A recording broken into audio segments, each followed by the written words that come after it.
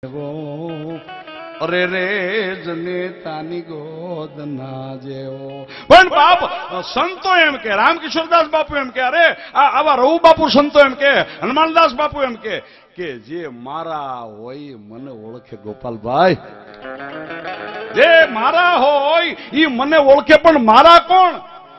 એને કોઈ વર્ણ ભેદ નહોતો મારા બાપ. એને તો જે સત્ય ઉપર હાલે સંત કે બધાય મારા જગતમાં, જે સત્યની ઉપર હાલે એ બધાય મારા. એને મારા લાગતા. અરે ઈથી તમને કહું, મને અરવિંદભાઈ દેવલીવાળા કથાકાર, અને મારો બોમ્બે પ્રોગ્રામ બોરીવલીમાં, અને એની કથા હાલે, એના ઉતારે મેં બેઠા બેઠા આજ મને વાત કરી. એને લગભગ 12 વર્ષ થયા છે. રામભાઈ, રામકિશોરદાસ બાપુની જગ્યામાં હું કથા કરવા ગયો, કે કથા કરવા ગયો, અને એમાં બરાબર રામકથા, એ રામકથા હાલતી હતી, એમાં રાવણનો વધ આવ્યો. કે તો આ બધાને ખબર. ધન્યવાદ ધન્યવાદ બાપ. રાવણનો વધ એટલે મને કીધું અરવિંદ બાપુ દેવલીવાળા કહે, રામભાઈ મને બાપા એમ કીધું, હે ભાઈ મારતો નહીં કે બામણ છે.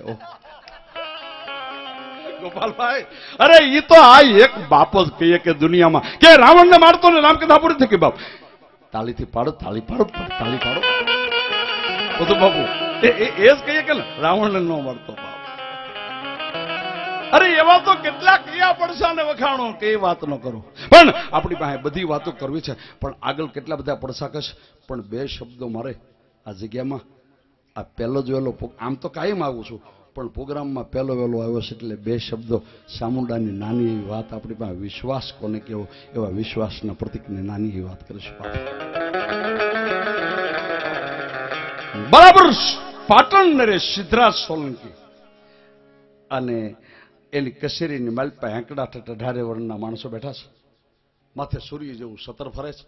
સૂર્ય ઉગીને હમણમાં થયો છે. ભલે ઉગ્યા ભાણ ભાણ લઉં તુહારા ભામણા, જીવન મરણ લગ માવ, હે તું તો રાખજે કશબરાવું, તેમ સૂર્ય ઉગીને હમણમાં થયો છે. અને એના સિંહાસન ઉપર એની બાજુમાં એના ભાણું ભાટલે જગદેવસિંહ પરમાર બેઠા. સામુદાના રે શબ્દ કહે, હેકલા ડાયરાની માલપા કાવા કહુંબા હોકા પાણી હાલે. કવિઓ દુહા બોલે છે, અને દુહા બોલે એટલું તો નહીં, પણ કવિઓ કહી રહ્યા છે કહુંબો. પણ કેવો કહુંબો બાપ! અરે એ લાલ કલરનો કહુંબો એવો ગાળીને તૈયાર થઈ ગયો. મારા હમ તારા હમ, મારા હમ તારા હમ ડાયરામાં હાલે છે.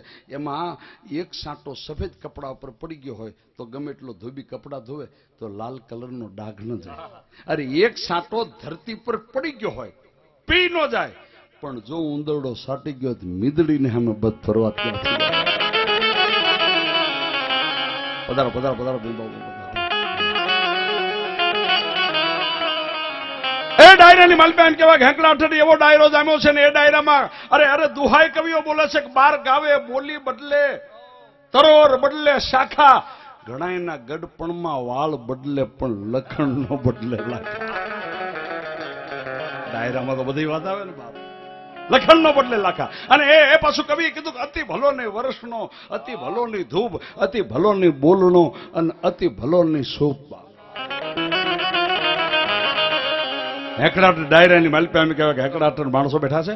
અને એ પધારો પધારો પધારો પધારો, આવો વિમપુર બાપા.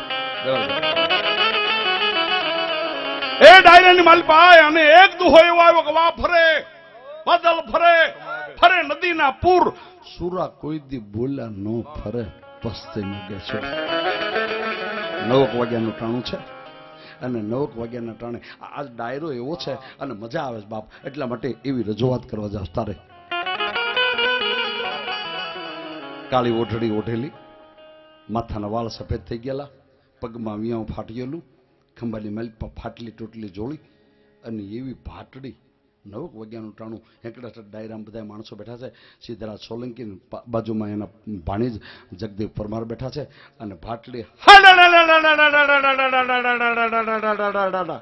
હાડ કરતી આમ માણસની વશમાં આવી. કોઈની ભે ન લાગે, કોઈની બીક ન લાગે. આ વાત હું સામુંડામાં પડસાની વાત કરવા જાઉં. તારે એ ભાટડી હાડાડાટ કરતી આવી અને માણસમાં થઈ, અને સિંહાસન ઉપર 2 જગદેવ પરમાર અને સિદ્ધરાજ સોલંકી બેઠા છે. ને આવીને આમ કરીને આમ આશીર્વાદ દીધો.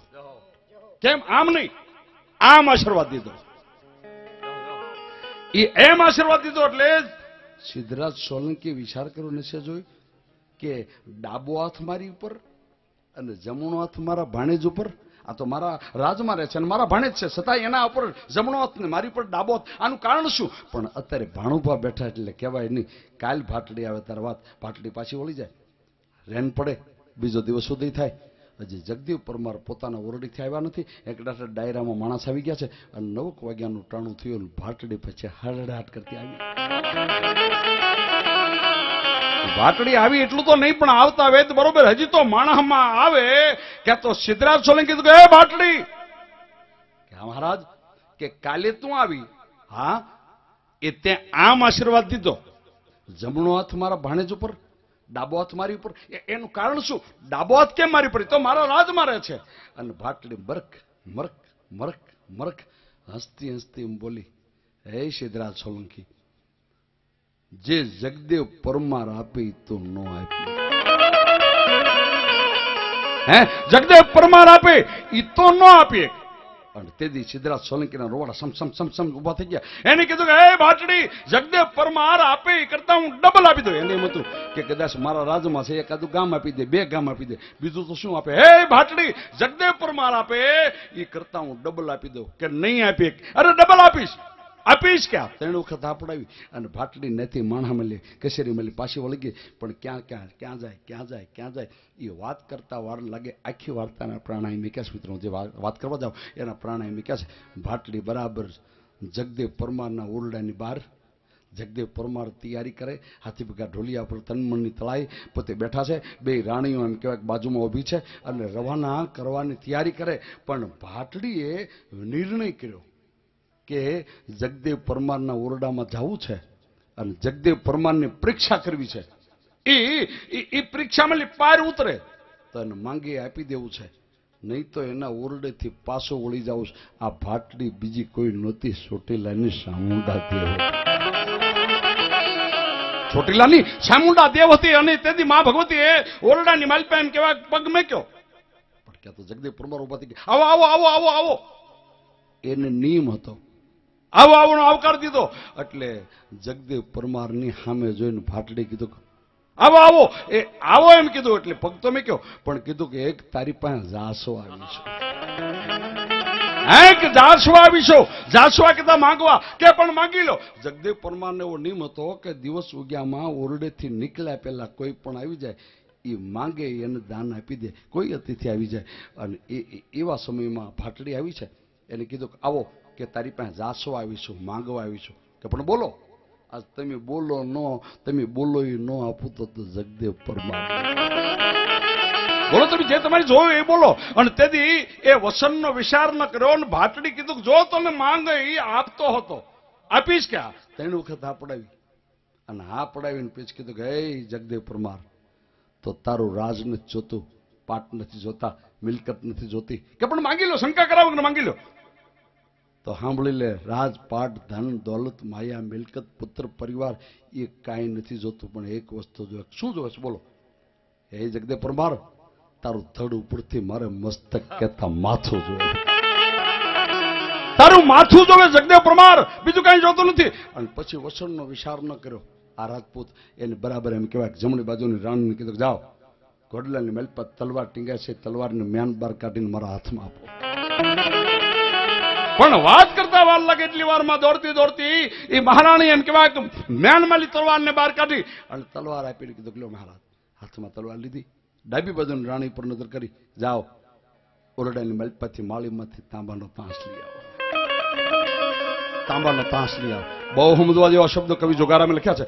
એ તાંબાનો તાંસ દોડતી દોડતી લાવી કીધું લો મહારાજ. એ તાંબાનો તાંસ હાથમાં લીધો, જમણા હાથમાં એને હાથમાં તલવાર ખુલ્લી અને ભાટડીને એમ કીધું ભાટડી, હા ભાઈ જગદેવ પરમાર બોલ બોલ, કે મારા ધડ ઉપરથી મસ્તક પડી જાય પછી મને કોઈ જાતનો ખ્યાલ ન રહે, પણ મેં વસન આપ્યું છે એટલે મારું કર્તવ્ય પૂરું કરજે. મારું કર્તવ્ય પૂરું કરજે, પણ માંગણ જાતિ જેવી તેવી નહીં હો બાપ. એને કીધું કે પણ ઉતાવળ રાખ, મારે મોડું થાય. કોણ? ભાટડી કે ઉતાવળ રાખ, મારે મોડું થાય. અને મોડું થાય એટલું કીધું એટલે તાંબાનો તાંસ આગળ મૂક્યો, ગોઠણ પર થઈ અને જગદેવસિંહ પરમાર હાથમાં તલવાર લઈ અને આમ તલવારને ઉગામતા પહેલા એને 3 વખત નામ ધારણ કર્યું, જય ચામુંડા, જય શામુંડા અને જય શામુંડા કે પોતાના કરતર ઉપર ક્રોધના ઉષ્મા આવી અને એક તલવાર નોખા કર્યો. એક તલવારના ઘાથી જેમ નાળિયેર ઉપરથી નાળિયેર ધરતી પર પડે એમ ધડ ઉપરથી માથું તાંબાના તાંસમાં પડી ગયું અને પવનના વંટોળથી કેલનું થમ જેમ ધરતી પર ઢળી પડે એમ ધડ પોતાનું ઢળી પડ્યું. ધડમાલી રુધિર કહેતા રુધિર જવા લાગ્યું. ધગ ધગ ધગ ધગ ધગ ધડમાલી લોહી જવા લાગ્યું. અને બહુ મજાની વાત કરું તો બે રાણીઓ રુદન કરીને કીધું કે એ ભાટડી, તે અમારા સુડલાને નદવી નાખ્યો. પણ ભાટડીના વેશમાં તોય ભગવતી છે ને એને આમ નજર માંડી બે રાણીઓને સામે. હે રાણીઓ, કોઈ પણ જાતનો અવાજ ન કરતો. હે, કોઈ પણ જાતનો અવાજ ન કરતો. જાઓ સફેદ કલરનું કોરું કાપડ લઈ આવો. સફેદ કાપડ ઓરડામાં લાવે. આમ જગદેવ પરમારના ધડ ઉપર કોરું કાપડ ઢાંકી દીધું અને જગદેવ પરમારનું મસ્તક જે તાંબાના તાંસમાં પડ્યું છે એ તાંબાનો તાંસ એક હાથે હાથમાં લઈ અને ભાટડી આમ કરીને આમ તાંબાનો તાંસ ઓઢણીથી ઢાંક્યો. બાપ, આમ તાંબાનો તાંસ ઢાંક્યો અને તાંબાનો તાંસ ઢાંકીને ઓરડામાંથી જગદેવ પરમારના મસ્તકને લઈને હાલી નીકળ્યા. એટલે ભાટડી બે રાણીને કીધું, કોઈને વાત ન કરતી, હું આવું નહીં ક્યાં સુધી કપડું હું શું ન કરતી અને આહુડું ન પાડતો, હમણાં હું હાલ ને હાલ પાછી આવું છું એટલું કહી અને જગદેવ પરમારના ઓરડેથી ભાટડી હાલી જાય. પણ વાત કરતા કવિ કે વાર લાગે, આ તો દેવી છે ને બાપ. એને એમ કહેવાય કે એકદમ હેકડાટ કચેરીમાં માણસો બધા આવી ગયા. 12 વાગ્યાનું ટાણું મધ્યાંતર કાળનો પોર થયો અને સૂર્ય તપીને માથે આવી ગયો છે. એવે ટાણે ભાટડી માણાની માલપા આવી. બાપ, અને માણસની માલપા આવી પણ કોઈની બીક ન લાગે એમ બરાબર માણસની વશમાં આવી. એકલા માણસો બેઠા, 18 વર્ષના માણસો બેઠા. સિદ્ધરાજ સોલંકી પોતાના સિંહાસન પર બિરાજમાન. એ બધાની નજર સામે ભાટડીએ માણસની વશમાં ઉભા રહી અને આમ નજર માંડી. બધી કર નજર માંડી. કોઈ બોલતું નથી, ચાલતું નથી અને વાતાવરણ એકદમ સ્થિર બની ગયું છે. ટાંકણી પડી હોય તો અવાજ આવી જાય એવું વાતાવરણ સ્થિર થઈ ગયું છે. અને એ વખતે જગદેવ પરમાર ના મસ્તકને લઈને આવેલી ભાટડી આમ સિદ્ધરાજ સોલંકીની પાસે કીધું કે જગદેવ પરમાર આપે તો ન આપીએ. જગદેવ પરમાર આપે એ તો ન આપીએ. એટલે સિદ્ધરાજ સોલંકી ફરી વખત કીધું, અરે જગદેવ પરમાર આપે એ કરતા હું ડબલ આપી દઉં. આપીશ કે હા? આપીશ કે હા કીધું ને એટલે આમ બધા માણસની વશમાં આમ કરીને આમ કાળી ઓઢણી તાહડાની ઉપરથી માથેલી આમ લીધી કે તો જગદેવ પરમારનું મસ્તક માથું છે. સિદ્ધરાજ સોલંકી પોતાના સિંહાસન પર ઉભા થઈ ગયા અને એને કીધું કે હે ભાટડી, તે મારા ભાણેજનું તે અવળું કરી નાખ્યું. બા, અવળું કરી નાખ્યું. અવળું કરી નાખ્યું. 2-3 માઠા વેણ બોલે પણ કહેતો એમ કહેવાય કે ભાટડી એ હસતા હસતા એમ કીધું કે હે સિદ્ધરાજ સોલંકી, આ બધા કચેરીમાં આવો, હે સિદ્ધરાજ સોલંકી કે કા કે જે મસ્તક કહેતા માથા આપી દે ને એને જમણા હાથનો આશીર્વાદ હોય, બાકી તો ડાબા હાથનો આશીર્વાદ હોય. જે મને માથા આપી દે એને જમણા હાથનો આશીર્વાદ, બાકી તો ડાબા હાથનો આશીર્વાદ હોય એમ કહી અને ભાટડી પાછી વળી. પણ મારે આખી વાત અહીં પૂરી થવા જાય ત્યારે ભાટડી પાછી વળી પણ ક્યાં જાય? બરાબર 2 વાગ્યાનું ટાણું છે અને બોરડાની માલપા આવી. તાંબાનો તાંસ હેઠે મૂક્યો અને જગદેવ પરમારનું જે ધડ પડ્યું છે એને માતાજી આમ કરીને આમ ડાબાથી ઓછું કર્યું. ઓહો, બહુ મજાની વાત મિત્રો. આમાં તો વિજ્ઞાની ટૂંકું પડે. કોઈ વિજ્ઞાની એમ કહો વિજ્ઞાનીને કે થોડી નષ્ટ તૂટે માણસ બચે કે ન બચે? અરે બાપ, એને કહેજો. અરે આમ ડાબા હાથે ધડને ઊભું કર્યું, જમણા હાથે જગદેવ પરમારના માથાના વાળની સોટલી મસ્તક પકડ્યું અને માતાજીનું શરીર એમ કહેવાય કે હૃદયની માલપા એમ થઈ ગયું. કારણ કે સેવાહીન શક્તિને ઈશ્વર દુબળા છે.